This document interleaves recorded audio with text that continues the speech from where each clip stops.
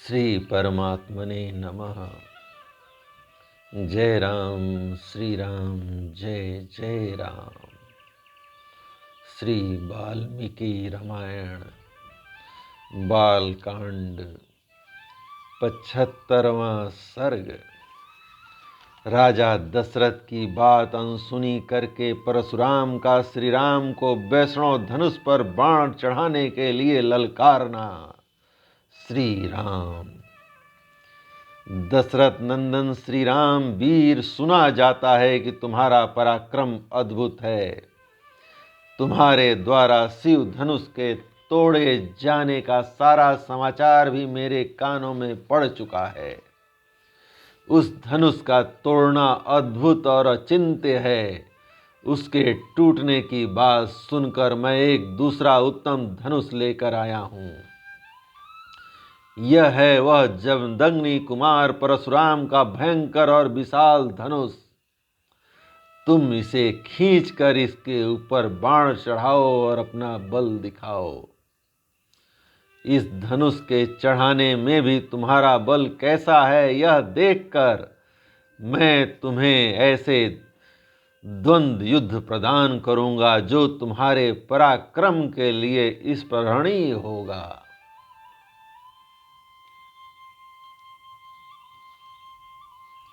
परशुराम जी की यह वचन सुनकर उस समय राजा दशरथ के मुख पर विषाद छा गया। वे दीन भाव से हाथ जोड़कर बोले, ब्रह्मन, आप स्वाध्याय और व्रत से शोभा पाने वाले भृगवंशी ब्राह्मणों के कुल में उत्पन्न हुए हैं और स्वयं भी महान तपस्वी और ब्रह्मज्ञानी हैं। क्षत्रियों पर अपना रोष प्रकट करके अब शांत हो चुके हैं। इसलिए मेरे बालक पुत्र को आप अभय दान देने की कृपा करें, क्योंकि आपने इंद्र के समीप प्रतिज्ञा करके शस्त्र का परित्याग कर दिया है। इस तरह आप धर्म में तत्पर हो कश्यप जी को पृथ्वी का दान करके वन में आकर महेंद्र पर्वत पर आश्रम बनाकर रहते हैं। हे महामुने, इस प्रकार शस्त्र त्याग की प्रतिज्ञा करके भी आप मेरा सर्वनाश करने के लिए कैसे आ गए? यदि कहें मेरा रोष तो केवल राम पर है, तो एकमात्र राम के मारे जाने पर ही हम सब लोग अपने जीवन का परित्याग कर देंगे। राजा दशरथ इस प्रकार कहते ही रह गए, परंतु प्रतापी परशुराम ने उनके उन वचनों की अवहेलना करके राम से ही बातचीत जारी रखी। वे बोले, हे रघुनंदन, ये दो धनुष सबसे श्रेष्ठ और दिव्य थे। सारा संसार इन्हें सम्मान की दृष्टि से देखता था। साक्षात विश्वकर्मा ने इन्हें बनाया था। ये बड़े प्रबल और दृढ़ थे। हे नरश्रेष्ठ, इनमें से एक को देवताओं ने त्रिपुरासुर से युद्ध करने के लिए भगवान शंकर को दे दिया था। हे कुकुत्स नंदन, जिससे त्रिपुर का नाश हुआ था, वह वही धनुष था जिसे तुमने तोड़ डाला है। और दूसरा दुर्धर्ष धनुष वह है जो मेरे हाथ में है। इसे श्रेष्ठ देवताओं ने भगवान विष्णु को दिया था।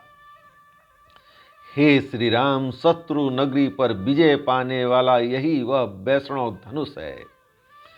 हे कुकुत्स नंदन, यह भी शिव जी के धनुष के समान ही प्रबल है।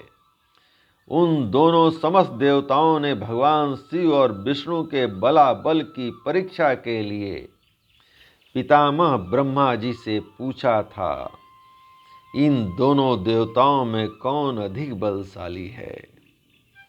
देवताओं के इस अभिप्राय को जानकर सत्यवादियों में श्रेष्ठ पितामह ब्रह्मा जी ने उन दोनों देवताओं शिव और विष्णु में विरोध उत्पन्न कर दिया। विरोध पैदा होने पर एक दूसरे को जीतने की इच्छा वाले शिव और विष्णु में बड़ा भारी युद्ध हुआ, जो रोंगटे खड़े कर देने वाला था।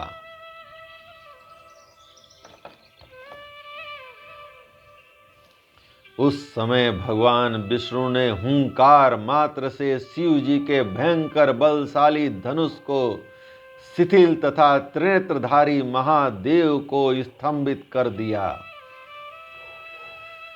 तब ऋषि समूहों तथा चारणों सहित देवताओं ने आकर उन दोनों श्रेष्ठ देवताओं से शांति की याचना की। फिर वे दोनों शांत हो गए। भगवान विष्णु के पराक्रम से शिव जी के उस धनुष को शिथिल हुआ देख ऋषियों सहित देवताओं ने भगवान विष्णु को श्रेष्ठ माना। तदंतर कुपित हुए महायशस्वी रुद्र ने बाण सहित अपना धनुष विदेह देश के राजर्षि देवराज के हाथ में दे दिया। हे श्री राम, शत्रु नगरी पर विजय पाने वाले इस वैष्णव धनुष को भगवान विष्णु ने भृगुवंशी ऋचिक मुनि को उत्तम धरोहर के रूप में दिया था। फिर महातेजस्वी ऋचिक ने प्रतिकार प्रतिशोध की भावना रहित अपने पुत्र एवं मेरे पिता महात्मा जमदग्नि के अधिकार में यह दिव्य धनुष दे दिया। तपोबल से संपन्न मेरे पिता जमदग्नि अस्त्र शस्त्रों का परित्याग करके जब ध्यानस्थ होकर बैठे थे, उस समय प्राकृत बुद्धि का आश्रय लेने वाले कृतवीर्य कुमार अर्जुन ने उनको मार डाला। पिता के इस अत्यंत भयंकर वध का जो उनके योग्य नहीं था, समाचार सुनकर मैंने रोष पूर्वक बारंबार उन उत्पन्न हुए क्षत्रियों का अनेक बार संहार किया।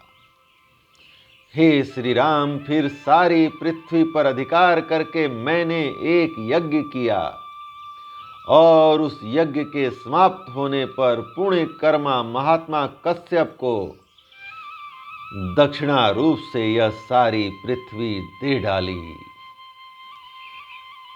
पृथ्वी का दान करके मैं महेंद्र पर्वत पर रहने लगा और वहां तपस्या करके तपोबल से संपन्न हुआ। वहां से शिव जी के धनुष के तोड़े जाने का समाचार सुनकर मैं शीघ्रता पूर्वक यहाँ आया हूँ। हे श्री राम, इस प्रकार यह महान वैष्णव धनुष मेरे पिता पितामहों के अधिकार में रहता चला आया है। अब तुम क्षत्रिय धर्म को सामने रखकर यह उत्तम धनुष हाथ में लो और इस श्रेष्ठ धनुष पर एक ऐसा बाण चढ़ाओ जो शत्रु नगरी पर विजय पाने में समर्थ हो। यदि तुम ऐसा कर सके तो मैं तुम्हें द्वंद्व युद्ध का अवसर दूंगा। श्री राम। इस प्रकार श्री वाल्मीकि निर्मित आर्ष रामायण आदि काव्य के बालकांड का 75वां सर्ग प्रभु श्री राम की कृपा से पूर्ण हुआ। जय राम, श्री राम, जय जय राम।